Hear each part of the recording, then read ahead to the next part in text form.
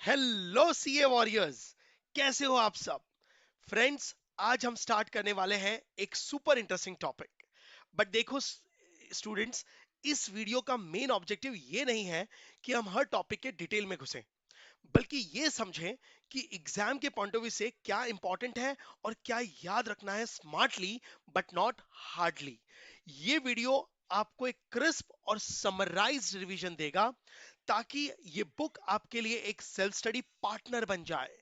और मुझे full confidence है इस चैप्टर के बाद आप कोई भी एमसीक्यू एग्जाम में इजीली सॉल्व कर पाओगे। तो चलो, बिना टाइम वेस्ट किए स्टार्ट करते हैं रैपिड फायर रिवीजन। और हाँ, अगर ये नोट्स यूजफुल लगे तो अपने दोस्तों के साथ जरूर शेयर करना।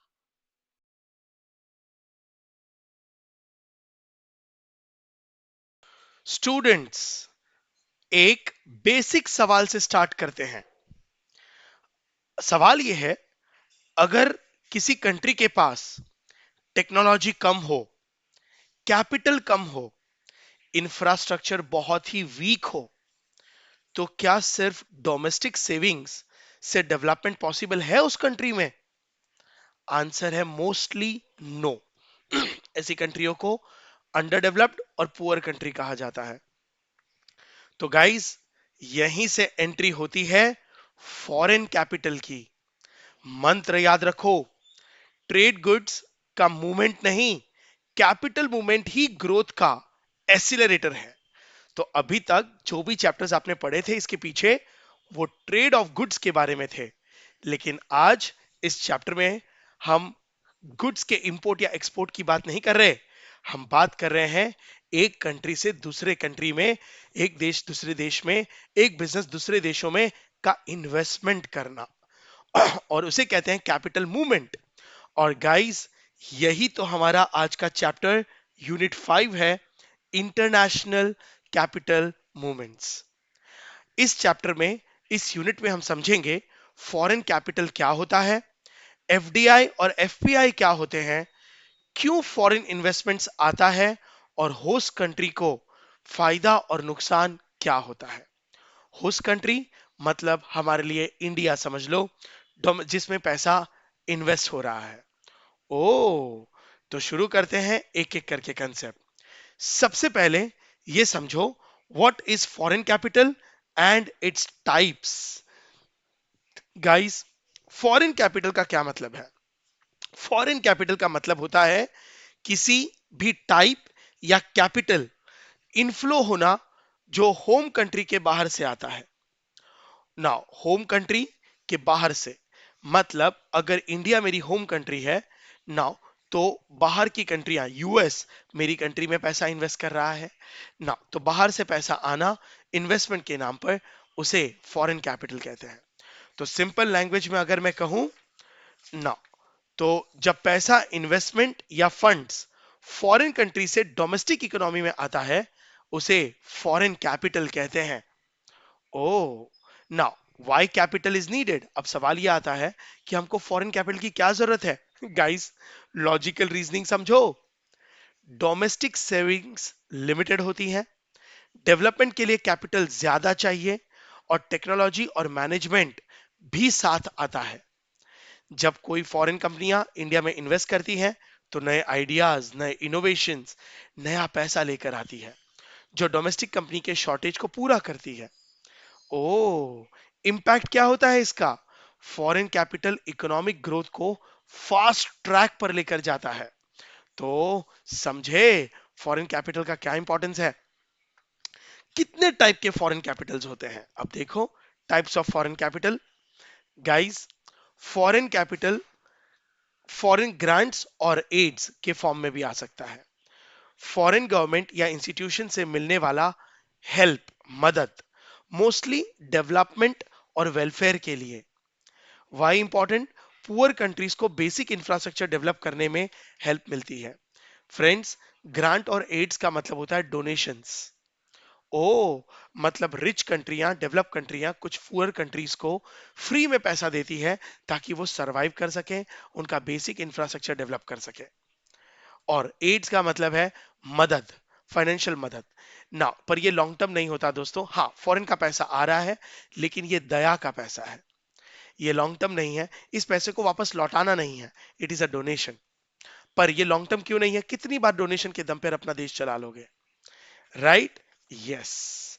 और डोनेशन मिलना पुअर कंट्री की निशानी है, वीक कंट्री की निशानी है। नेक्स्ट आता है borrowings. Borrowings now foreign loans. Indian government को जब पैसों की जरूरत पड़ती है तो वो फॉरेन कंट्री से, फॉरेन इंस्टीट्यूशन से लोन लेती है। लोन लेना कोई शर्म की बात नहीं, हम उसे पैसा इंटरेस्ट के साथ फ्यूचर में लौटा देंगे। लेकिन जब बोरोविंग करते हो तो फॉरेन का पैसा इंडिया में आ रहा है, लार्ज प्रोजेक्ट्स के लिए लॉन्ग टर्म फंड्स मिलते हैं, राइट? नेक्स्ट है deposit by residents of home country from abroad. हाँ, एनआरआई डिपॉजिट्स और रेमिटेंसेस, मतलब फॉरेन एक्सचेंज इनफ्लो बढ़ाता है। मतलब काफी सारे इंडियंस जो यूएस, दुबई, यूरोप में सेटल्ड है ना, वो वहां कमाते हैं और हिंदुस्तान अपनी फैमिली को पैसा भेजते हैं, हिंदुस्तान में पैसा इन्वेस्ट करते हैं, हिंदुस्तान के अकाउंटों में पैसा रखते हैं, तो उनका भी पैसा फॉरेन इंडिया में आता है, वो भी एक तरीके से फॉरेन कैपिटल है। नेक्स्ट है फॉरेन इन्वेस्टमेंट्स, वो है एफडीआई एंड एफपीआई। ये सबसे इंपॉर्टेंट कैटेगरी है, इसलिए नेक्स्ट सेक्शन में डिटेल में इसी को पढ़ेंगे। गाइस, इस चैप्टर का सबसे इंपॉर्टेंट पार्ट फॉरेन इन्वेस्टमेंट्स ही है, और यही अपना मेन कंसेप्ट है, एफडीआई एंड एफपीआई। तो अब नेक्स्ट सवाल ये आता है, sir what is FDI and FPI? FDI का फुल फॉर्म है फॉरेन डायरेक्ट इन्वेस्टमेंट, और एफबीआई का फुल फॉर्म है एफपीआई, फॉरेन पोर्टफोलियो इन्वेस्टमेंट। देखने में ये दोनों एक जैसे ही दिखते हैं, लोगों को काफी कंफ्यूजन होती है, क्योंकि इन दोनों में सिमिलैरिटी ये है, फॉरेन का पैसा इंडिया में आ रहा है। ओ, तो फिर सर डिफरेंस क्या है? वही चीज को समझाने के लिए मैंने इसको डिफरेंस बिटवीन में रखा है और सारे इंपॉर्टेंट पॉइंट्स को कवर अप किया है। लेकिन एक एक करके समझेंगे। सबसे पहले एफडीआई को समझो, डिस्टिंग्विश अपने आप बन जाएगा। नाउ, एफडीआई का मतलब होता है जब foreign investor at least 10% of voting power acquire करता है एंटरप्राइज में। गाइस, नाउ जब कोई फॉरेन इन्वेस्टर इंडिया में अपना खुद का बिजनेस चालू करता है, या किसी इंडियंस के साथ पार्टनरशिप करता है और फिजिकल एसेट्स में इन्वेस्ट करता है, बराबर, उसे एफडीआई कहते हैं। मतलब एक लाइन में बोलूं, ये टेक्निकल वर्ड्स तो आप याद रख लेना। मतलब फॉरेन कंपनीज को इंडिया में बिजनेस शुरू करना है, जब वो बिजनेस करने के लिए इंडिया में आते हैं, खुद से अपनी ब्रांच खोलते हैं ना, पूरा पैसा खुद लगाते हैं, या किसी इंडियंस के साथ पार्टनरशिप, जॉइंट वेंचर के साथ आते हैं, बेस है बिजनेस करना, और फिजिकल एसेट्स में इन्वेस्ट करते हैं। फिजिकल एसेट्स का मतलब रियल इन्वेस्टमेंट, फैक्ट्रीज लगाना, लैंड खरीदना, टेक्नोलॉजी लेकर आना, रॉ मटेरियल खरीद के रियल में प्रोडक्शन करके यहीं पे इंडिया में माल बेचना, इसे कहते हैं actually foreign direct investment. Guys, international, अब रियल डेफिनेशन तो यही है, पर आईएमएफ और Organisation of Economic Cooperation and Development definition देते हैं कि एफडीआई का मतलब है एटलीस्ट 10%, या 10% से ज्यादा फॉरेन कंट्रीज अगर इंडिया में इन्वेस्ट करती है किसी एंटरप्राइज में, तो उसे एफडीआई कहते हैं, उसे एफडीआई कहते हैं। मतलब वो बिजनेस करना चाहते हैं। ओ, तो अब सवाल यह है कि रियल इन्वेस्टमेंट्स करना, बराबर। तो नेचर ऑफ एफडीआई, एफडीआई कैसा है? Guys, physical acquire assets acquire होते हैं, फैक्ट्री, लैंड, टेक्नोलॉजी, इन्वेंट्रीज, सारी चीजों में इन्वेस्ट किया जाता है, इसे तो कहते हैं ये रियल इन्वेस्टमेंट्स है ना? तो FDI is equal to real investments. Okay. अब गाइस, आपको पता है एफडीआई लॉन्ग टर्म होता है, क्या बात कर रहे हो? Yes, nature of interest is very long term, not intended to be speculative. ना ना ना ना ना, वो स्पेकुलेशंस के लिए नहीं आते। गाइस, फॉरेनर्स करोड़ों रुपए लगा के अगर अपनी ब्रांच खोल रहे हैं इंडिया में, अपना बिजनेस चालू कर रहे हैं, तो क्या 2-3 साल के लिए आ रहे हैं? नहीं, उनका विजन लॉन्ग टर्म है। बेस्ट एग्जांपल आपको बताऊं, पेप्सी, कोक, राइट, ये सब फॉरेन कंपनियां थी जो इंडिया में आई, आज कितने सालों से बिजनेस कर रही है। हीरो होंडा, ये hero was an Indian company, Honda was an foreign company, लेकिन जॉइंट वेंचर आज भी इंडिया में है। एफडीआई में बिजनेस करने का इंटेंशन है, और बिजनेस शॉर्ट टर्म में नहीं होता, लॉन्ग टर्म होता है। ये कोई शॉर्ट टर्म 2-4 महीनों के लिए, 2-4 दिन के लिए या 2-4 साल के लिए नहीं आए हैं। It's a very long term interest. FDI का मोटिव होता है कंट्रोल लेना, मैनेजमेंट लेना और लॉन्ग टर्म इंटरेस्ट के साथ काम करना। इसलिए एफडीआई स्पेक्युलेटिव नहीं होता, स्टेबल कैपिटल इनफ्लो होता है। Guys, impact of FDI, FDI का लॉन्ग टर्म इंपैक्ट क्या है? जब ये पैसा फॉरेनर्स इंडिया में इन्वेस्ट करते हैं तो इंडिया में क्या क्या एडवांटेज होते हैं? गाइस, ये प्रोडक्शन कैपेसिटी को बढ़ाता है, क्योंकि एक्स्ट्रा कैपिटल नई नई फैक्ट्रियां लगाता है, नया प्रोडक्शन बढ़ता है। एम्प्लॉयमेंट लेकर आता है कंट्री में, ऑफ कोर्स, क्योंकि फॉरेनर्स जब अपनी फैक्ट्रियां लगाते हैं तो सिर्फ क्या पैसा लेकर आते हैं, टेक्नोलॉजी लेकर आते हैं, कुछ ह्यूमन माइंड्स लेकर आएंगे, लेकिन जब हजारों के एम्प्लॉयज चाहिए उन फैक्ट्रियों में प्रोडक्शन करने के लिए, तो इंडियंस को जॉब मिलता है, राइट? वेज लेवल इंक्रीज होती है, क्योंकि जब जॉब्स की डिमांड बढ़ती है, लेबर सप्लाई उतनी नहीं होती, तो हाई पैकेजेस मिलते हैं नाउ। और वेजेस के साथ साथ नेशनल इनकम भी बढ़ता है ऑफ अ होस्ट कंट्री। हाँ कि ना? यस। तो गाइस, इंपैक्ट बहुत ही पॉजिटिव है। इसलिए मालूम है, इंडियन गवर्नमेंट एफडीआई को बड़ा इंकरेज करती है, राइट? एफडीआई आना बहुत ही नाउ इंपॉर्टेंट है। अब नेक्स्ट है guys, modes of FDI and FPI, right? किस तरीके से FDI, foreign direct investment, India में आता है? मर्जर्स एंड एक्विजिशंस के थ्रू आ सकता है। यस, मतलब किसी फॉरेन कंपनी ने इंडियन कंपनी को टेक ओवर कर लिया, ओके, परचेज कर लिया, मर्जर्स एंड एक्विजिशन, फॉरेन का पैसा आया। Joint venture, now hero Honda is a best example, Maruti Suzuki is a best example. Foreign company खुद की इंडिपेंडेंट फैक्ट्री नहीं डालते, वो किसी इंडियंस के साथ जॉइंट वेंचर कर लेते हैं, राइट? यस। इससे उनका आइडियाज और ह्यूमन पावर इजी मिलकर वो डोमेस्टिक मार्केट को कैप्चर कर पाते हैं। Joint development of natural resources, yes guys, कभी कभी फॉरेनर्स के पास टेक्नोलॉजी होती है लेकिन ह्यूमन पावर नहीं होता, तो इंडियंस के पास ह्यूमन पावर होता है, तो दोनों मिलकर कुछ नेचुरल रिसोर्सेज पे काम कर लेते हैं। नाउ, ठीक है, ओपनिंग ऑफ सब्सिडरी और एसोसिएट कंपनी, 100% खुद की ब्रांच खोल देना, जैसे पेप्सी, कोक, एचएसबीसी बैंक, इन्होंने किसी इंडियन कंपनी के साथ जॉइंट वेंचर नहीं किया, खुद की अपनी 100% ब्रांच खोली है in a foreign country. Foreign country मतलब अमेरिकन के लिए India is a foreign country, India में। Two way FDI, reciprocal investment, of course ये भी हो सकता है, इंडियन कंपनीज अमेरिका में इन्वेस्ट करे और अमेरिकन कंपनीज इंडिया में इन्वेस्ट करे, एक दूसरी कंपनियों में इन्वेस्ट करना भी, ना इसे टू वे एफडीआई कहते हैं। नाउ एफडीआई बहुत तरीके से होता है, कोर सबका यही है कि फॉरेनर्स इंडिया में पैसा लेकर आ रहे हैं, नाउ किसी भी मोड से, लेकिन उन्हें बिजनेस करना है, रियल एसेट में इन्वेस्ट करना है, मैनेजमेंट में पार्टिसिपेट करना है, लॉन्ग टर्म के लिए धंधा करना है, प्रॉफिट कमाने के लिए आना है, राइट? तो ये है एफडीआई। अब सवाल ये है, who can be the investor in FDI? FDI कौन हो सकते हैं?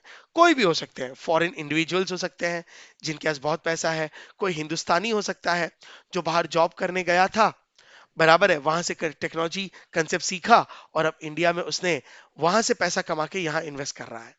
परपेक्सिलिटी, बराबर, जिसने चैट जीपीटी से कंसेप्ट सीखा उस एम्प्लॉय ने, इंडिया में नाउ एआई लॉन्च कर दिया। Public and private enterprises, of course foreign की कंपनियां इंडिया में इन्वेस्ट कर सकती हैं, गवर्नमेंट और एजेंसीज, फॉरेन गवर्नमेंट्स इंडिया में इन्वेस्ट कर सकते हैं, trust, any combination of the above, या कुछ लोग मिलकर भी काम कर सकते हैं। Now in a three component, equity capital, री इन्वेस्टेड अर्निंग्स और अदर डायरेक्ट कैपिटल्स, राइट? तो इन्वेस्टमेंट करने के बहुत तरीके हैं। आपको एफडीआई समझ आया? यस। तो गाइस, एफडीआई का इंटेंशन क्या होता है? बिजनेस मोटिव, बिजनेस करने के लिए आना, अपनी खुद की हिम्मत से, खुद की टेक्नोलॉजी से इंडिया में बिजनेस करना, फॉरेन कंट्रियों में बिजनेस करना, राइट? अब देखते हैं एफपीआई। एफपीआई एफडीआई के कंपैरिजन में थोड़ा नैरो कंसेप्ट है, लेकिन है तो। नाउ, एफपीआई का मतलब क्या है? गाइस, एफपीआई का मतलब होता है जब कोई इन्वेस्टर 10% से कम स्टेक अक्वायर करता है ना, उसे एफपीआई कहते हैं। गाइस गाइस गाइस, 10% से कम इन्वेस्ट करना, तो ये देखो, now FPI involve acquisition of less than 10%। अगर 10% या उससे ज्यादा करे तो उसे एफडीआई कह देंगे। जब 10% से कम इन्वेस्ट करे किसी के स्टेक ऑफ एंटरप्राइज में तो उसे एफपीआई कह देंगे। बराबर। एफपीआई का इंटेंशन बिजनेस करना नहीं है। आपको मैं पहले एक लाइन में बता दूं, फॉरेनर्स के पास पैसा बहुत है, उनको इंडिया में ब्रांच नहीं खोलनी, उनको बिजनेस नहीं करना, वो किसी अच्छी अच्छी इंडियन कंपनीज के शेयर होल्डर बनना पसंद करेंगे। मतलब वो कहते हैं भाई हमको धंधा नहीं करना है, धंधा आप ही करो, आप ही की कंपनी, बस मैं इन्वेस्ट करूंगा। तो अगर किसी इंडियन कंपनीज को पैसों की जरूरत है तो वो पैसों की मदद फॉरेनर से ले सकते हैं। तो एक्चुअली फॉरेनर्स एफपीआई में रियल एसेट में इन्वेस्ट नहीं करते, they invest in a financial assets of the another country, that is host country. Host country का मतलब जिसमें पैसा इन्वेस्ट होने वाला है। ओके, आपको समझ आया ऑल ऑफ यू? यस। तो एफपीआई में होम कंट्री बराबर ना होस्ट कंट्रीज पैसा इन्वेस्ट करती है।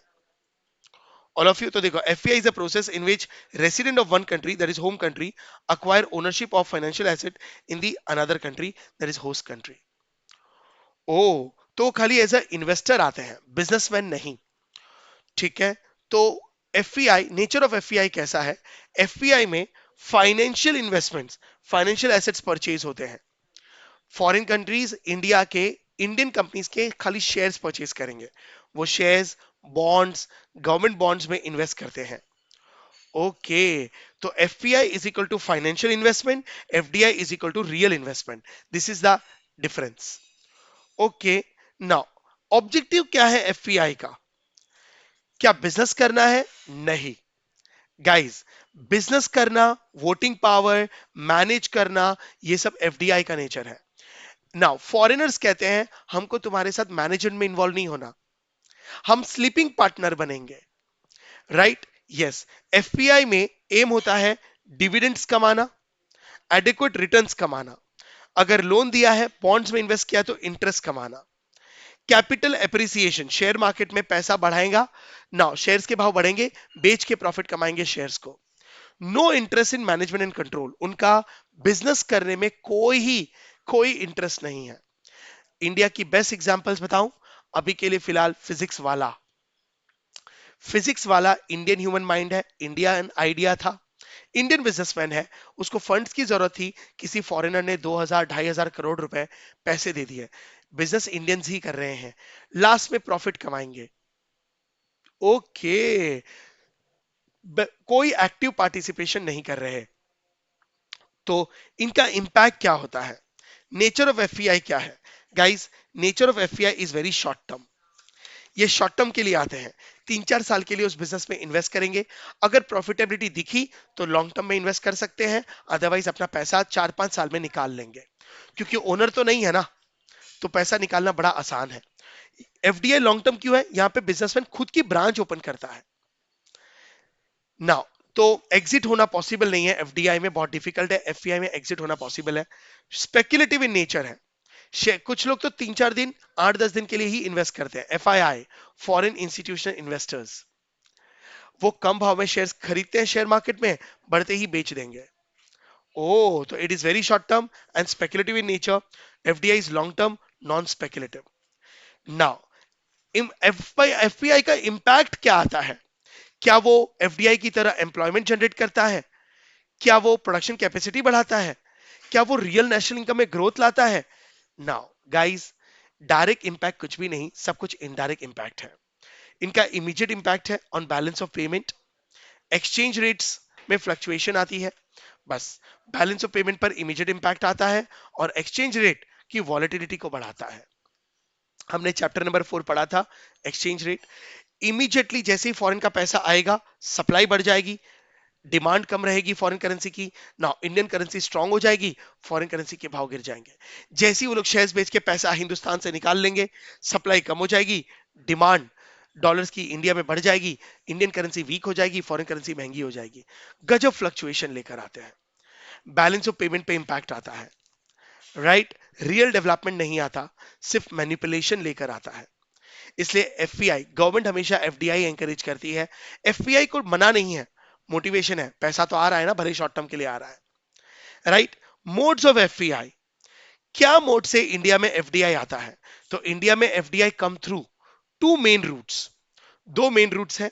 एक FII, foreign institutional investors like mutual funds. Guys, FII ये बहुत बड़ी बड़ी फॉरेन ऑर्गेनाइजेशंस होती हैं जो सिर्फ दूसरे देशों में इन्वेस्ट करती हैं, और 100-200 करोड़ नहीं, हजारों करोड़ों का पैसा इंडिया में आता है ना। और एफआईआई इतने स्ट्रांग होते हैं फाइनेंशियली कि वो हमारे शेयर मार्केट को भी मैनिपुलेट कर सकते हैं।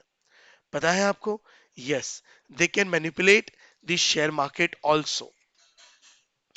ओके, जीडीआरस और ADRs, foreign currency convertible bonds, ये सब वो लेकर आते हैं।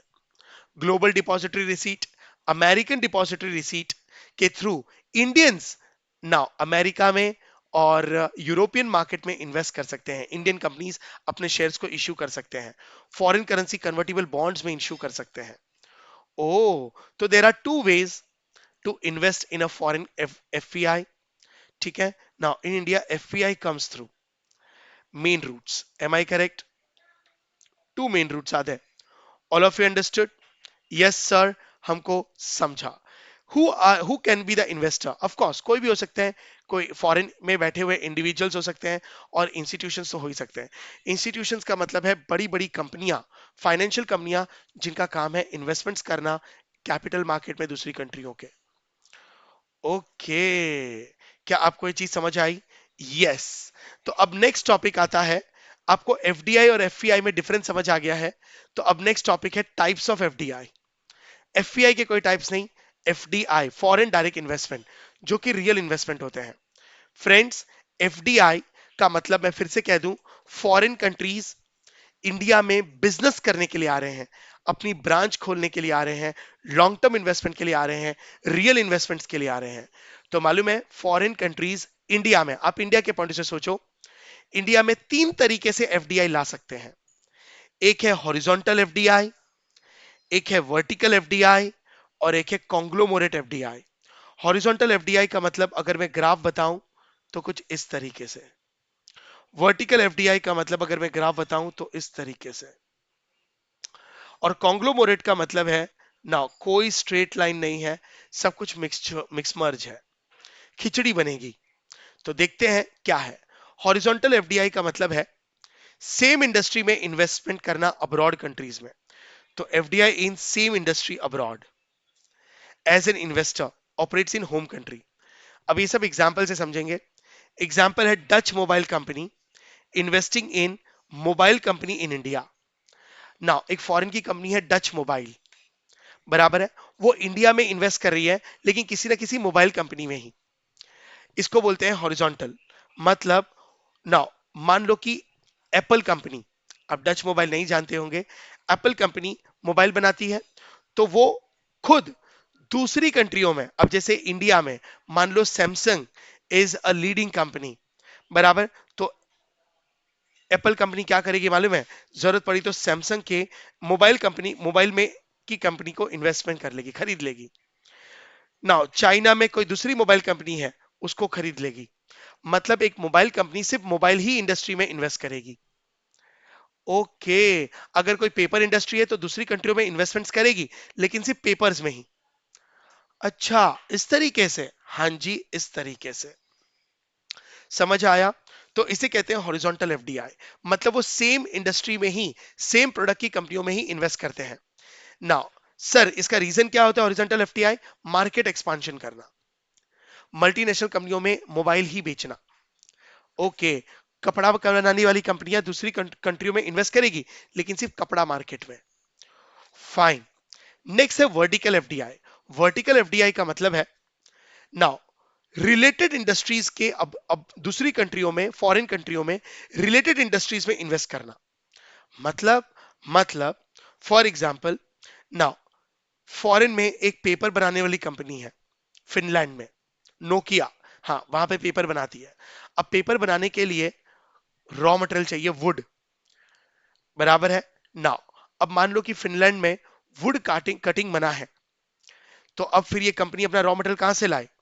तो ये क्या करेगी? रॉ मटेरियल इंपोर्ट करेगी दूसरे देशों में, जहां पे लकड़ी काटना बैन नहीं है। पर अब खुद से इंपोर्ट करे ना मान लो कि चाइना में लकड़ी काटना बैन नहीं है, तो अब फिनलैंड कंपनी लकड़ियां चाइना से इंपोर्ट करेगी, लेकिन इंपोर्ट करना महंगा पड़ता है और ये लॉन्ग टर्म के लिए करना है, कोई 2-3 साल के लिए नहीं।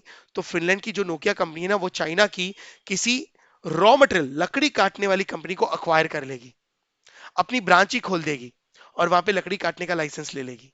मतलब वो लोग अपनी कंपनी, अपनी फिनिश गुड्स के रॉ मटेरियल वाली कंपनियों को अक्वायर करते हैं, ओ, ताकि बेस से लेकर फिनिश गुड्स तक खुद ही बना ले। इसे कहते हैं वर्टिकल एफडीआई, बराबर, विच प्रोवाइड्स रॉ मटेरियल और service to the investor businesses in the home country. Now 2-3 example लूंगा, जैसे publish of books based in Europe, एक बुक बनाने वाली, पेपर बनाने वाली कंपनी है, acquiring primary printing firm in US.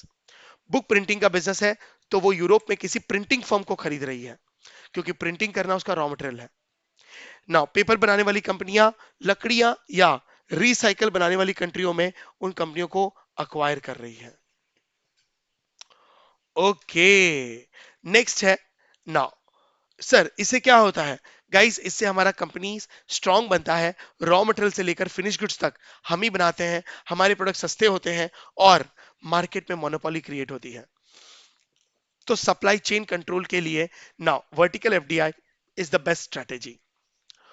कॉन्ग्लोमोरेट FDI, conglomerate FDI का ना वो अनरिलेटेड इंडस्ट्रीज में, अब्रॉड अनरिलेटेड इंडस्ट्रीज में इन्वेस्ट करती है, जैसे रिलायंस, टाटा, बराबर है। अब ये कॉन्ग्लोमोरेट बिजनेस है, हर इनको कोई एक ना, जैसे रिलायंस, रिलायंस पेट्रोलियम इंडस्ट्री में भी है, इंफ्रास्ट्रक्चर बनाने में भी है, कंस्ट्रक्शन में भी है। रिलायंस ट्रेंड्स, बराबर ना, कपड़े बेच रही है, फैशन डिजाइनिंग में भी है। रिलायंस ज्वेलरी में भी है, रिलायंस वॉचेस भी बनाती है, रिलायंस म्यूचुअल फंड्स में भी है। तो रिलायंस कंपनी, टाटा कंपनियां, ये सब अलग अलग इंडस्ट्रीज में है। तो ये कॉन्ग्लोमरेट एफडीआई है, ये सिंगल बिजनेस में नहीं है। एयरटेल क्या है? Airtel conglomerate, Airtel vertical FDI है। एयरटेल ने क्या किया? एक्सपांशन किया, लेकिन अपनी इंडस्ट्री में। पहले वो नेटवर्किंग कंपनी थी, फिर इंटरनेट में आया, फिर इंटरनेट के बाद उसके जो इंस्ट्रूमेंट्स बनते हैं, राउटर वगैरह, वो बनाने लग गई। Vertical FDI. अरे समझा? कॉन्ग्लोमरेट समझा? जैसे स्विस डेयरी कंपनी इन्वेस्टिंग इन टेलीकॉम सेक्टर, दूध का बिजनेस है, डेयरी का बिजनेस है, पैसा हो गया है, अब वो टेलीकॉम में इन्वेस्ट कर रही है। आईटी कंपनियों में, मतलब स्कैटर्ड कंपनियां हैं, अलग अलग इंडस्ट्रीज में इन्वेस्ट करना, राइट? तो 3 टाइप के एफडीआईज है, hope you understood. Vertical, horizontal मतलब सेम इंडस्ट्री, सेम प्रोडक्ट की कंपनियों को अक्वायर करना। वर्टिकल मतलब अपने रॉ मटेरियल बनाने वाली कंपनियों को अक्वायर करना। ना कॉन्ग्लोमरेट, अलग अलग इंडस्ट्रीज में अक्वायर करना, राइट? ये सारी चीजें समझ में आई आपको? एफडीआई और एफपीआई का बेसिक रीजंस, सारी चीजें समझ में आई कि पहले तो ये समझना जरूरी था एफडीआई और एफपीआई में क्या डिफरेंस है। ऑल ऑफ यू समझा? तो गाइस, अब देखो next topic, reasons for foreign investment. पूरा का पूरा थियोरी है, एक एक लाइन के पॉइंट्स है, वन वन टाइम रीड कर लेना। मतलब फॉरेन इन्वेस्टमेंट्स के रीजंस क्या हैं, क्यों होम कंट्री, होस्ट कंट्री एक दूसरी कंट्रीज में इन्वेस्टमेंट करना चाहते हैं, क्यों वो एक डोमेस्टिक कंट्री दूसरी कंट्रीज में इंटरेस्ट ले रही है, क्या रीजंस हैं?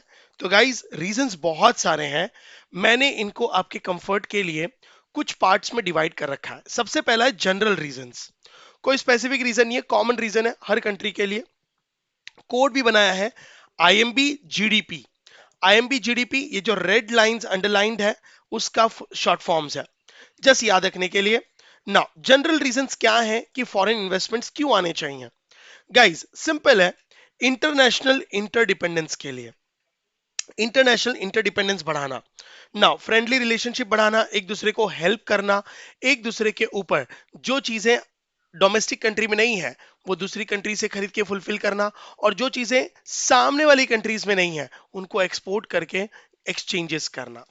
नाउ एमएनसी का इमरजेंस, गाइस मल्टीनेशनल कॉर्पोरेशंस का इमरजेंस होना, एमएनसीज को, फॉरेन कंट्रीज को एंकरेज करना, फॉरेन कंपनियों को कि आप इंडिया में आए, इंडिया में हम आपको सारी फैसिलिटीज देंगे, आप अपनी ब्रांचेस ओपन करें।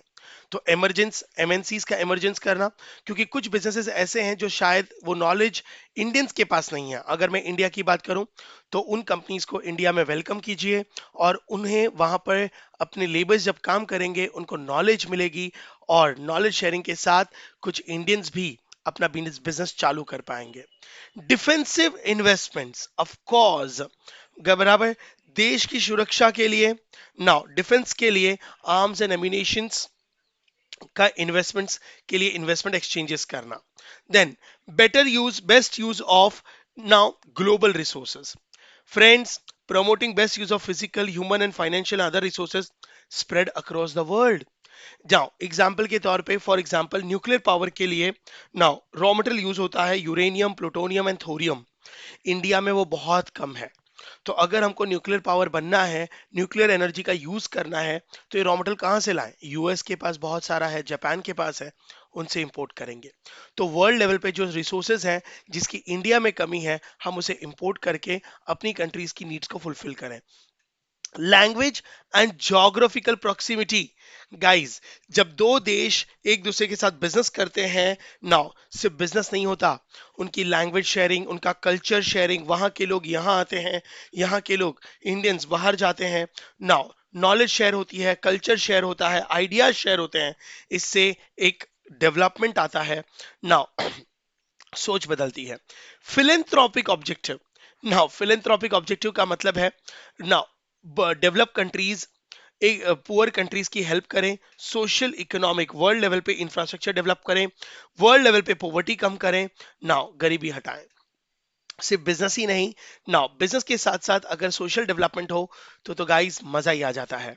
नाउ तो गाइस ये थे जनरल रीजंस, ग्लोबल प्रोडक्शन और इन्वेस्टमेंट इंटीग्रेट होता है, बराबर। नाउ ये है core part, IMB, GDP. I बोले तो इंटरडिपेंडेंस, एम बोले तो मल्टीनेशनल कॉर्पोरेशन का इंटीग्रेशन, बी बोले तो best use of global resources, G बोले तो geographical and cultural proximity exchanges, D बोले तो डिफेंसिव इन्वेस्टमेंट और पी बोले तो फिलेंथ्रोपिक ऑब्जेक्टिव्स। ना और भी बहुत सारे रीजंस हैं। नेक्स्ट, और फॉरेन इन्वेस्टमेंट्स लाने के क्या रीजन हो सकते हैं? Need to maximise return on investment, of course guys, business expansion के लिए sky is the limit. Now कभी कभी बिजनेस इतने ज्यादा एक्सपांड होते हैं कि पूरा देश कम पड़ता है। जब पूरे इंडिया को सेटिस्फाई कर दे तो फिर बाकी का एक्स्ट्रा प्रोडक्शन कहाँ बेचा जाए? दूसरी कंट्रियों में। नाउ तो हाई रिटर्न्स को एंजॉय करने के लिए, बिजनेस को एक्सपांड करने के लिए, नाउ ठीक है, एक्सेस रिसोर्सेस को बाहर की कंट्रियों में सेल करने के लिए फॉरेन इन्वेस्टमेंट्स चाहिए। नाउ शॉर्ट फॉर्म है race D. Now race D, A बोले तो नाउ एक एक करके पहले लाइन में चलते हैं। Economics of scale, guys what is economic of scale? Guys excess production. अब मान लीजिए कि रिलायंस जैसी बड़ी कंपनी है इंडिया में, उसका इतना हाई क्वांटिटी प्रोडक्शन है कि पूरी इंडिया को सेटिस्फाई करने के बाद भी, पूरी इंडिया में गुड्स बेचने के बाद भी वो प्रोडक्शन एक्सेसिव कैपेसिटी बची है। तो उस कैपेसिटी का क्या करें? बोलो। तो फिर रिलायंस क्या करेगी? दूसरी कंट्रियों में गुड्स बेचेगी, एक्सपोर्ट बढ़ेगा, फॉरेन करेंसी आएगी, तो रिटर्न्स बढ़ेगा कि नहीं बढ़ेगा? यस। और लार्ज स्केल प्रोडक्शन की वजह से कॉस्ट और कम होती है, प्रॉफिट मार्जिन बढ़ जाता है। हमने economics of scale chapter number 3 में पढ़ा था, कॉस्ट फैक्टर्स में। Labour shortage in the home country, oh guys, shortage of labour. Now जिस जो लेबर हमारे पास नहीं है, उन लेबर्स को हम इंपोर्ट करेंगे, बराबर, उन टेक्निकल, उन नॉलेज वाले शॉर्टेजेस ऑफ लेबर, तो लेबर एक्सचेंजेस भी होते हैं ताकि जिस लेबर की डिमांड बाहर है उनको हाई पेमेंट्स मिलेंगे, हाई सैलरी मिलेगी ना, ठीक है, और रिटर्न्स भी हाई होंगे। शॉर्टेज ऑफ लेबर, एम्प्लॉयमेंट बढ़ेगा। Stable political environment, yes guys, access to a strategic raw material, पहले इस पे आ जाओ। What do you mean by access to a strategic raw material? जो रॉ मटेरियल की इंडिया में शॉर्टेज है, उस रॉ मटेरियल को इंपोर्ट करेंगे ना, क्योंकि शॉर्टेज है तो मतलब इंडिया में महंगा मिल रहा होगा, तो जिस कंट्री में वो रॉ मटेरियल इजीली अवेलेबल है वहां से सस्ता इंपोर्ट करेंगे और प्रॉफिट मार्जिन बढ़ेगा, क्योंकि रॉ मटेरियल की कॉस्ट कम होगी तो प्रोडक्शन कॉस्ट कम हो जाएगा। Complete control over IPRs, guys, necessity to retain IPs या IPRs, it's a patent act. जब इंडियन कंट्रीज या फिर एक कंट्री अपनी टेक्नोलॉजी, अपने गुड्स को दूसरी कंट्री में बेचती है, तो कॉपी होने के बहुत सारे चांसेस हैं। Am I correct? तो हम क्या करेंगे, अगर हम फॉरेन कंट्री में कोई प्रोडक्ट्स बेच रहे हैं तो फॉरेन कंट्रीज की गवर्नमेंट्स को कहेंगे कि 3 साल तक 5 साल तक हमारी इस प्रोडक्ट को कोई कॉपी नहीं करेगा, आप 5 साल तक हमसे ही खरीदोगे ना, तो हम वहां पे मोनोपोली एंजॉय कर पाएंगे। अरे बराबर, हम वहां पे क्या कर पाएंगे, मोनोपोली एंजॉय कर पाएंगे at a global level. Good infrastructure, guys easy to penetrate into the market, ये भी ठीक ही है। जब मल्टीनेशनल कंपनियां दूसरे मार्केट्स में जाती हैं, दूसरी कंट्रियों में बिजनेस करती है, मार्केट एक्सपांड होता है, और गाइस नए नए मार्केट्स में एंटर करके सेल बढ़ाने का मौका मिलता है, प्रॉफिट्स बढ़ते हैं। Am I correct? और दो कंट्रीज के बीच में ट्रेड रिस्ट्रिक्शन हट जाता है, जो टैरिफ एक बहुत बड़ी दीवार है नाउ ग्लोबल ट्रेड के लिए, वो फॉल हो जाती है, फ्रेंडली रिलेशनशिप्स बढ़ते हैं, भरोसा बढ़ता है। Cost savings, of course cost savings is always there, direct control of managerial skills भी है। नाउ जब आप लार्ज स्केल प्रोडक्शन करते हो तो कॉस्ट सेव होती है, प्रॉफिट्स बढ़ते हैं। Next, factors in home country. Guys, home country में फॉरेन इन्वेस्टमेंट्स का नाउ क्या इंपॉर्टेंस होगा? Now what are the benefits, क्यों करती है home country investment? Guys, higher GDP and per capita income, simple logic है। Shortage of labour and high cost of labour in the home country, बराबर है। Now labour की shortage है तो दूसरी कंट्रियों से वो नॉलेज वाले बंदों को वेलकम कीजिए, इंडिया में उन्हें अपॉइंट कीजिए, सैलरी कम हो जाएगी, कॉस्ट कम हो जाएगी। Capital abundance, abundance of capital, home country के पास पैसा बहुत है, रिच कंट्रीज हैं, बराबर, उनको अब अपॉर्चुनिटीज चाहिए ना दूसरी कंट्रियों में वो उन पैसों को इन्वेस्ट करने का। तो जो रिच कंट्रीज हैं जिनके पास सुपरबली पैसा पड़ा है, वो दूसरी कंट्रीज में जाकर, होम कंट्रीज फिर होस्ट कंट्रीज में ना, जहां पर अपॉर्चुनिटी ज्यादा है ना, वो टेक्नोलॉजी नहीं है, उन कंट्रीज में जाकर इन्वेस्टमेंट करेंगे, अपने प्रॉफिट को, कैपिटल को रीयूज करके प्रॉफिट को ट्रिपल करेंगे। रिस्क डाइवर्सिफिकेशन, ऑफ कोर्स, जब आप मल्टीनेशनल मल्टी कंट्रीज में ना 10, जब आप मल्टी कंट्रीज में इन्वेस्ट करते हो, बिजनेस करते हो, तो किसी एक दो कंट्री में अगर स्लैक आ जाए, कंपटीशन टफ हो जाए, आपका सेल डाउन हो जाए, आपकी कंट्री, आपके बिजनेस के प्रॉफिट्स को कोई फर्क नहीं पड़ेगा। एक कंट्री का लॉस दूसरी कंट्री से क्या हो जाएगा, set of, it's called risk diversification. Image building, of course, when multinational companies की गुडविल, भरोसा बढ़ता है, जिससे उनकी सेल्स और मल्टीफोल्ड बढ़ती है।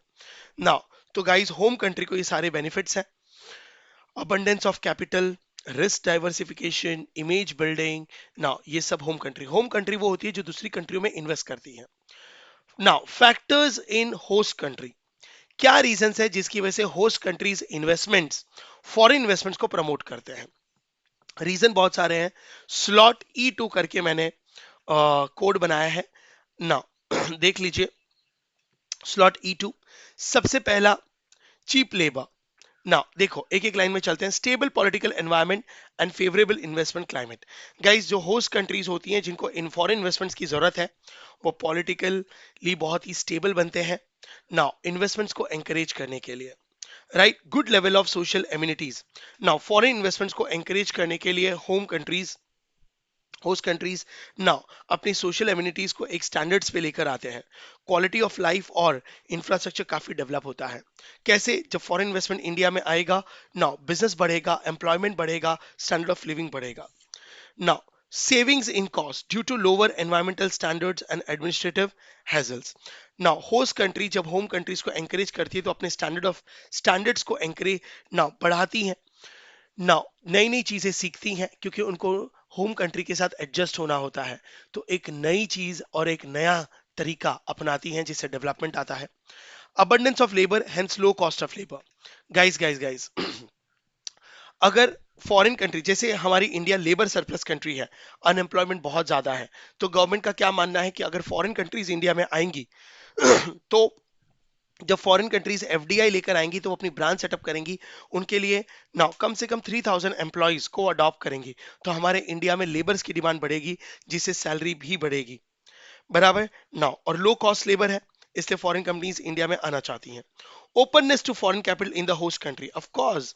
नाउ गाइस, होम कंट्री में जब न्यू कंपनीज आती हैं, न्यू कल्चर लेकर आती हैं, सिर्फ पैसा ही लेकर नहीं आती, न्यू टेक्नोलॉजी, तो इंडियंस को भी बहुत सारी चीजें, उनकी सोच बदलती है, सोच डेवलप होती है।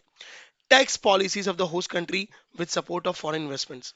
गाइस, टैक्स पॉलिसीज भी चेंज करनी पड़ती है जब आपको फॉरेन कंपनीज को इंडिया में बुलाना होता है। यस yes, अगर फॉरेन कंपनीज को फेवरेबल टैक्स पॉलिसीज नहीं लगी, tax policies one of the major important policy जो डिसीजन मेकिंग में हमेशा इन्वॉल्व होता है, क्योंकि कॉस्ट को इंपैक्ट करती है। High potential emerging market with growing population, of course. Now populated countries are always the market, तो फॉरेन कंपनीज जैसे इंडिया, इंडिया में 140 crore largest population in the world है। इतना बड़ा मार्केट फॉरेन कंपनीज को कहां मिलेगा? इसलिए foreign companies are dying to come to India to do the business. इतना बड़ा मार्केट कहीं पे भी नहीं है, बराबर। इसे फॉरेन कंपनीज इंडिया में आकर अपना बिजनेस करना चाहती हैं। Lower level of economic efficiency in host country and identifiable gaps in the development. Of course, जब फॉरेन कंपनीज इंडिया में आकर बिजनेस करती है तो कंपैरिजन होता है डोमेस्टिक के साथ, उनको अपना लेवल समझ में आता है, उनको कमियां समझ में आती है, और वो अपने गैप्स को फुलफिल करके अपने आप को डेवलप कर सकती हैं। फ्रेंड्स, फॉरेन इन्वेस्टमेंट्स के हजारों रीजंस हैं। इन्हें अगर आप याद ना रख पाओ कोई प्रॉब्लम नहीं। ना आप सिर्फ वन वन लाइनर को 4 बार रीड कर लेना। आप जब एमसीक्यूज को सॉल्व करेंगे आपको अपने आप समझ आ जाएगा। नाउ नेक्स्ट कंसेप्ट है factors discouraging foreign investment in a host country. Guys, factors discouraging, और I can say host countries में इन्वेस्टमेंट्स क्यों डिस्करेज होती होंगी? गाइस, बहुत सारे रीजन है। होस्ट कंट्री का मतलब है वो कंट्रियां जिनमें इन्वेस्टमेंट करना है, बराबर है ना। जैसे इंडिया होस्ट कंट्री है यूएस के लिए, क्योंकि यूएस कंपनीज इंडिया में इन्वेस्ट करना चाहती हैं। अब हम यहाँ पे वो रीजन देखना चाहते हैं, वन वन लाइनर है गाइस, कोई बड़ी बात नहीं है, सेल्फ एक्सप्लेनेटरी है ना। ऐसे क्या रीजन हो सकते हैं? जैसे पाकिस्तान में नाउ यूएस की कंपनीज क्यों इन्वेस्टमेंट नहीं करना चाहती, रशियन कंपनीज क्यों इन्वेस्टमेंट नहीं करना चाहती, वहां पे फॉरेन इन्वेस्टमेंट्स क्यों जाना नहीं चाहती, क्यों डिस्करेज हो रही हैं? ऐसा क्या है? Now I am taking just one of the example of Pakistan, but there are many other countries, बराबर है, जहां पे टेररिज्म बहुत ज्यादा है, पॉलिटिकल अनस्टेबिलिटी है, रिस्क है, लाइफ का रिस्क है, बराबर। इसलिए ऐसी कंट्रीज में कंपनीज नहीं जाना चाहती। लेकिन इंडिया में एंकरेजमेंट है, एफडीआई आना चाहती है। बट अभी फिलहाल हमारा टॉपिक है ऐसे क्या रीजंस होते हैं कि होस्ट कंट्रीज में कोई भी फॉरेन कंपनीज इन्वेस्टमेंट नहीं करना चाहती, फॉरेन इन्वेस्टमेंट डिस्करेज होता है। तो बहुत सारे रीजंस है, मैंने ग्रुपिंग करी है। जनरल फैक्टर पॉलिटिकल इंस्टेबिलिटी, वहां पे पॉलिटिकल बहुत ही हाईली इंस्टेबिलिटी है। मैं पाकिस्तान का एग्जांपल इसलिए ले रहा हूं, आप समझ पाएंगे ना। ऐसा कहा जाता है पाकिस्तान में पॉलिटिक्स को पावर नहीं है, आर्मी पावर है, इसलिए वहां पर बिजनेस करना पॉसिबल नहीं है। लॉ रूल्स एंड रेगुलेशंस अचानक से चेंज हो जाते हैं, तो बिजनेस को रिस्क लगता है फॉरेन कंपनियों को।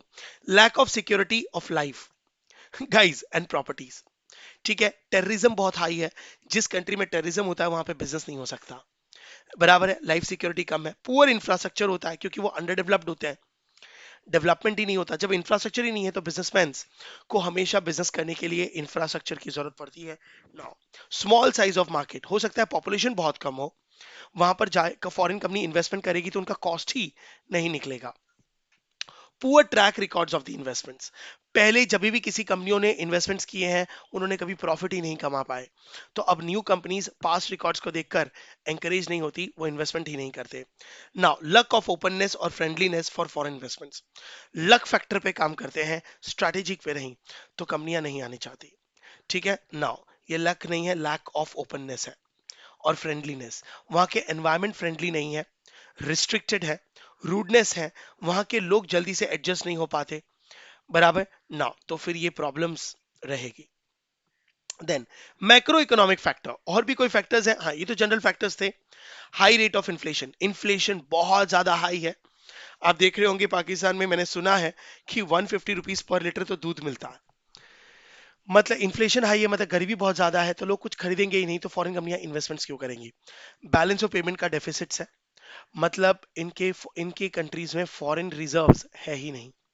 एक्सचेंज रेट वॉलेटिलिटी है, फॉरेन करेंसी का एक्सचेंज रेट बहुत ज्यादा वॉलेटाइल है नाउ, ठीक है। तो इससे कॉस्ट बढ़ सकती है, कॉस्ट कम हो सकती है। गाइस, ये बहुत ही रिस्की लगता है फॉरेन कंपनियों को, इसलिए वो इन्वेस्टमेंट्स नहीं करते। Low income levels and lower demand, ना इन्फ्लेशन से ही समझ में आ गया, वहां के लोग पुअर है, उनका परचेसिंग पावर ही नहीं है, तो फिर कंपनियां बोलती हैं हम ब्रांच खोल के क्या करें जब कोई खरीद ही नहीं पाएगा, राइट? तो मैक्रो इकोनॉमिक फैक्टर्स, गरीबी बहुत ज्यादा है। लेबर रिलेटेड फैक्टर्स ये भी हो सकते हैं, poor literacy and low labour skill. Guys, foreign companies India में जब इन्वेस्ट करती हैं तो वो ये भी जानती हैं कि जब हम वहां पे ब्रांच खोलेंगे हमको 5,000 लेबर की जरूरत पड़ेगी, लेकिन जिस टाइप का लेबर चाहिए क्या इंडिया में अवेलेबल है, क्या पाकिस्तान में अवेलेबल है? पता चला इन्वेस्टमेंट किया और वहां पे वो वैसे लेबर्स ही नहीं है जो हमको चाहिए, जो हमारी फैक्ट्रियों में काम कर सके, हमारी टेक्नोलॉजी को समझ सके। तो फिर उस कंट्री में जाने का क्या फायदा? तो क्योंकि literacy ratio is might be less. Rigidity in the labour market.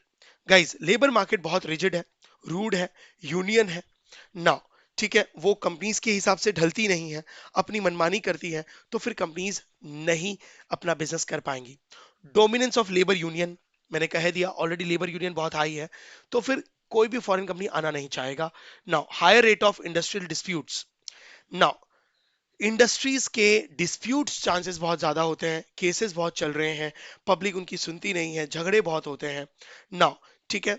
तो फिर कंपनीज चाहती है कि फिर बिजनेस करें कि ये सब लीगल अफेयर्स में जाकर हम अपनी कॉज बढ़ाएं, तो नहीं आएंगे। लैंग्वेज बैरियर, यस गाइस, जैसे चाइना में लैंग्वेज बैरियर है, वहां पे इंग्लिश नहीं आती उनको, बराबर। Now they always prefer Chinese, इसलिए वहां पे फॉरेन इन्वेस्टमेंट्स बहुत कम है। हालांकि चाइना अपने आप में सक्षम है, लेकिन फिर भी फॉरेन इन्वेस्टमेंट्स तो नहीं आते ना।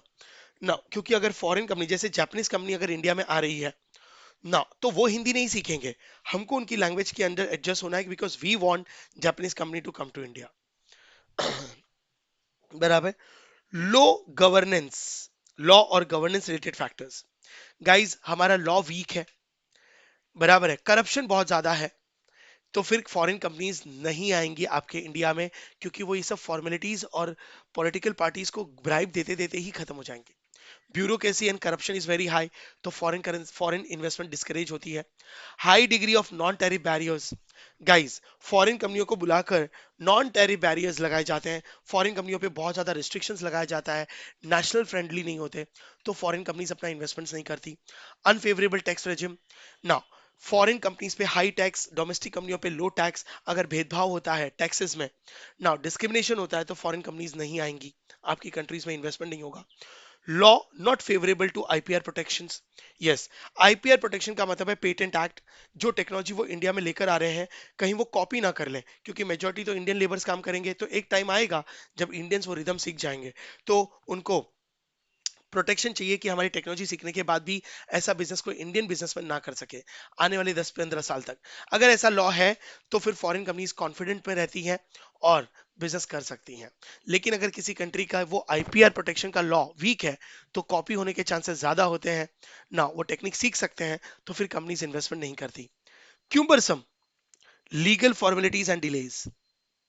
बराबर। Now cumbersome legal formalities and delays. Guys, जो भी बिजनेस करने के प्रोसीजर्स होते हैं वो बहुत डिले होते हैं, लंबे होते हैं, ब्राइबिंग होते हैं। नाउ, ठीक है, जल्दी से फाइल्स आगे नहीं बढ़ाई जाती, लाइसेंस मिलने को 6-6 8-8 महीने लग जाते हैं, तो फिर बिजनेसमैन डिस्करेज होते हैं फॉरेन कंपनीज के। No facilities for immigration and employment of foreign and technical administrative personal. Guys, जब फॉरेन कंपनियां आती हैं तो कुछ टेक्नीशियंस फॉरेन से आते हैं। नाउ, जो फॉरेन एम्प्लॉयज इंडिया में आते हैं उन बिजनेस को सेटअप करने के लिए, उनको फेवरेबल ट्रीटमेंट्स नहीं मिलता, चीट किए जाते हैं, बराबर, उनके साथ थेफ्ट हो सकता है, उनकी लाइफ को रिस्क हो सकता है, ऐसा कोई लॉ वीक है, तो फिर फॉरेन कंपनियां नहीं आ पाती। ये सारे डिस्करेजिंग रीजंस हैं जिससे फॉरेन इन्वेस्टमेंट एक्चुअली डिस्करेज होता है। नाउ नेक्स्ट टॉपिक है benefits and cost of FDI to host country. Host country जहां पे इन्वेस्टमेंट हो रहा है, जहां पे फॉरेन कंट्रियां इन्वेस्ट कर रही हैं, वहां पे कॉस्ट फैक्टर क्या है और बेनिफिट्स क्या है। Guys guys guys, domestic business firm perspective. Host country का मतलब है फॉरेन कंपनी, जैसे इंडिया में अमेरिकन इन्वेस्ट कर रहे हैं तो अमेरिकन के लिए India is a host country, हम फॉरेन इन्वेस्टमेंट्स को एंकरेज कर रहे हैं तो we are hosting. Domestic business को फॉरेन इन्वेस्टमेंट से क्या प्रॉब्लम हो सकती है? पहली बात तो बेनिफिट क्या हो सकते हैं, और फिर कॉस्ट देखेंगे। Now competitiveness environment. गाइस, जब फॉरेन कंपनियां इंडिया में आती हैं तो डोमेस्टिक कंपनीज को लेवल अप करने का मौका मिलता है, नहीं तो डोमेस्टिक कंपनियां मोनोपोली एंजॉय करती हैं, वो अपने आप को ग्रूम नहीं करती, डेवलप नहीं करती। तो एक कॉम्पिटिटिवनेस एनवायरनमेंट से हमारी डोमेस्टिक कंपनियां भी हेल्दी बनती हैं, स्ट्रांग बनती हैं नाउ, और अपने आप को ग्रूम करती हैं, डेवलपमेंट आता है। Now cost reducing and quality improving innovations. Guys foreign कंपनियां न्यू टेक्नोलॉजी लेकर आती हैं, नई टेक्नोलॉजी सीखी जाती हैं नाउ, और हमारे डोमेस्टिक कंपनीज भी उनको अडॉप्ट करते हैं, तो इनोवेशंस होते हैं। Better access to foreign markets due to competitiveness, export prices. बराबर। नाउ एक्सपोर्ट प्राइसेस का कॉम्पिटिटिवनेस की वजह से इंडियन डोमेस्टिक कंपनियों को भी एक बेटर मार्केट मिलता है। कस्टमर पर्सपेक्टिव से क्या बेनिफिट्स हैं?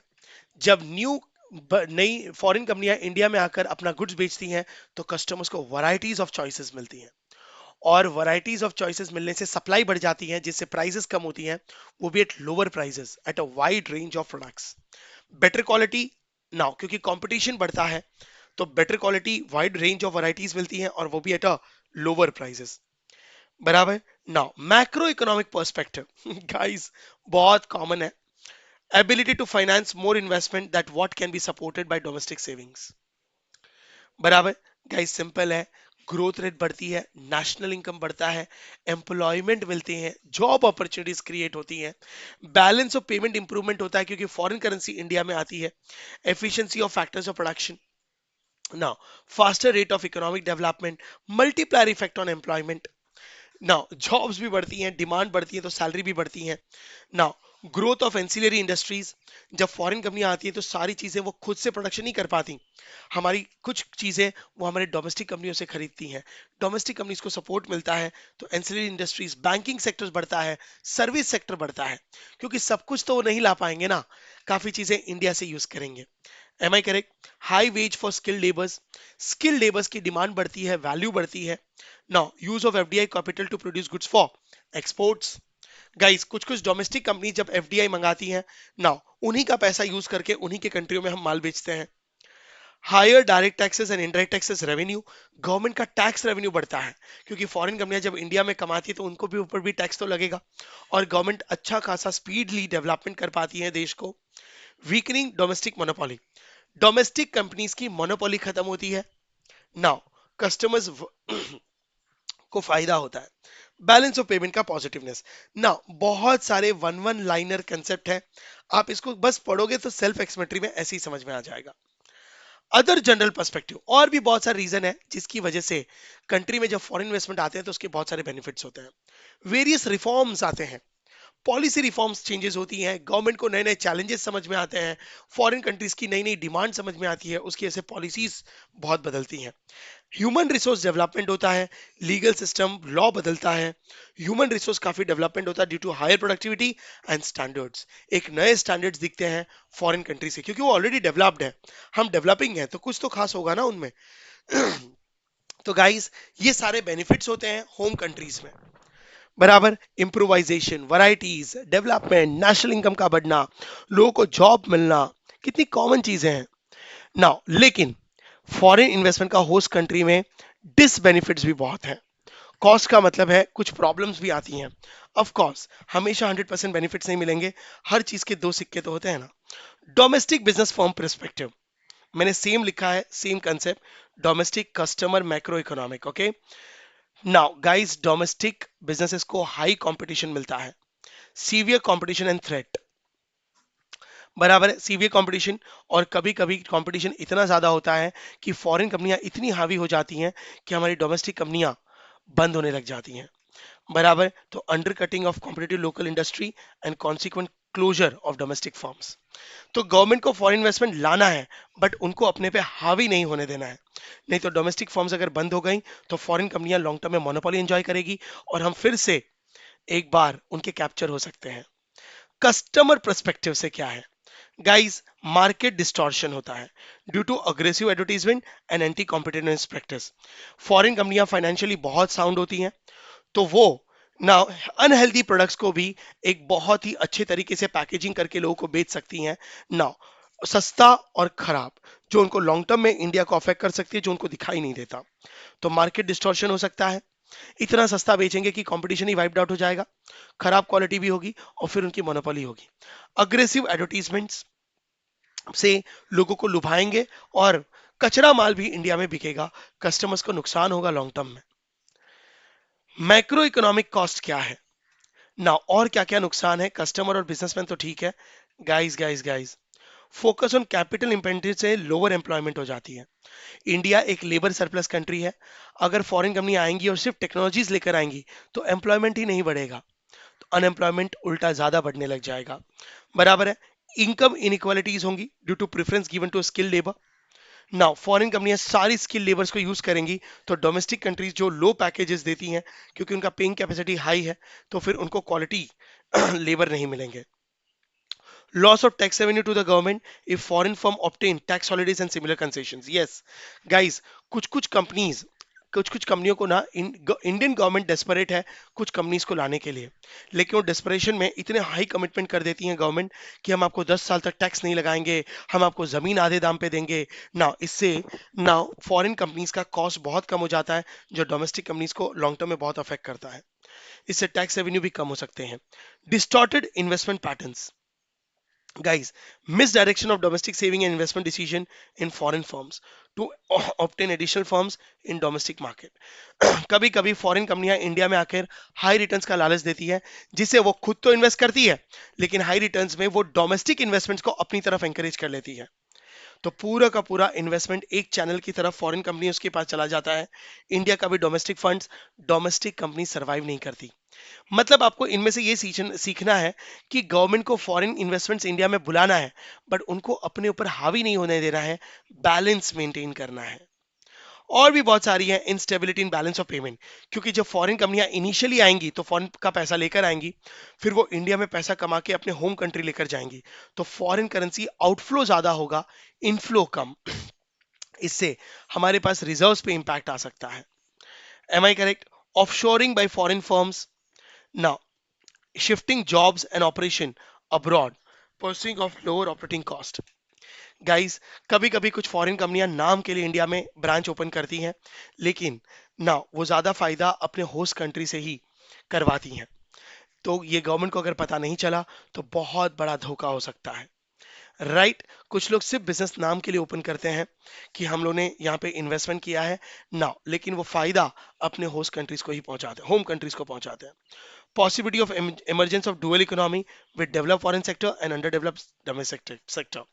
अगर फॉरेन इन्वेस्टमेंट ज्यादा हावी हो गए फॉरेन कंपनियां, तो गाइस इंडिया में बिजनेस दो गुटों में बढ़ जाएगा, जहां पे फॉरेन कंपनियां मोनोपोली एंजॉय करेंगी और डोमेस्टिक सेक्टर साइडलाइन हो जाएगा, जो कि हमारे रूट्स हैं इकोनॉमी के। Adverse impact of host countries commodity terms of trade.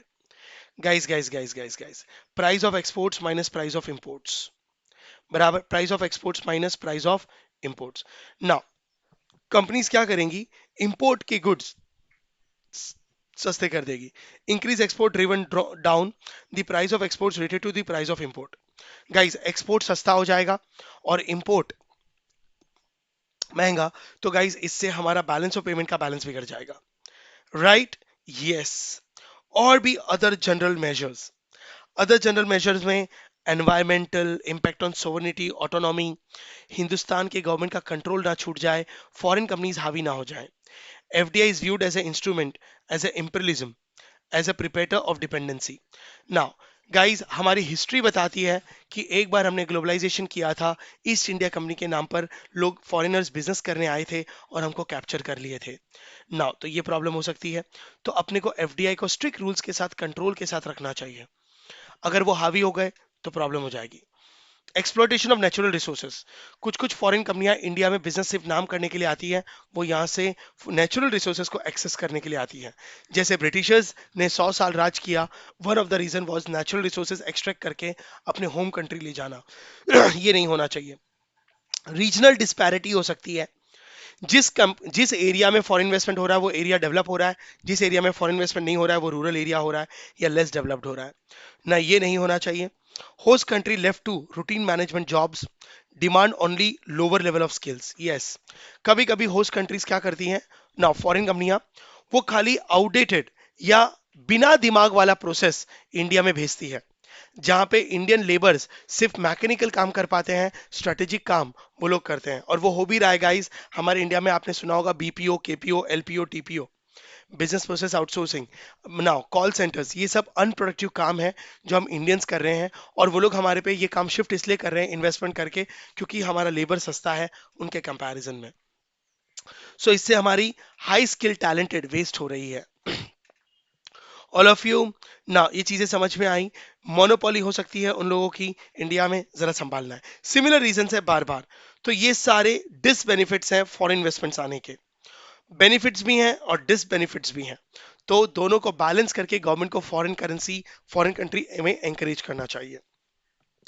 अब आ जाओ गाइस, बहुत नॉलेज ले ली कि फॉरेन इन्वेस्टमेंट क्या होता है, कितने टाइप के होते हैं उसके फायदे क्या हैं और उसके नुकसान क्या हैं। अब हम इंडिया की बात कर लें। वो जनरल थियरी थी एफडीआई इंडिया, करंट सिचुएशंस क्या हैं। तो गाइस, मैं ये बता दूं, लिबरलाइजेशन के बाद इंडिया में मेजर एफडीआई आया है। सबसे ज्यादा हॉट डेस्टिनेशन इंडिया रहा है जिसमें फॉरेन डायरेक्ट इन्वेस्टमेंट आया है आफ्टर लिबरलाइजेशन। हमारे इंडिया में लिबरलाइजेशन हुआ था 1991 में। 1991 के बाद हमेशा इंडिया हॉट डेस्टिनेशन रहा है जहां पे फॉरेन कंपनियां अपना बिजनेस करना चाहती हैं, और सबसे ज्यादा एफडीआई ग्लोबल लेवल पे इंडिया में आया है। ना अगर आप रैंकिंग देखोगे, 2020 का डेटा दिया हुआ है। 2020 में हाईएस्ट रैंकिंग इंडिया ग्लोबल में 8th रैंक पे थी, जो एफडीआई को अट्रैक्ट कर रही है। मतलब हम पूरी दुनिया में 8वें नंबर पे हैं जहां पे हाईएस्ट एफडीआई इन्वेस्टमेंट्स आ रहा है। मतलब foreign companies are highly interested to do business in India.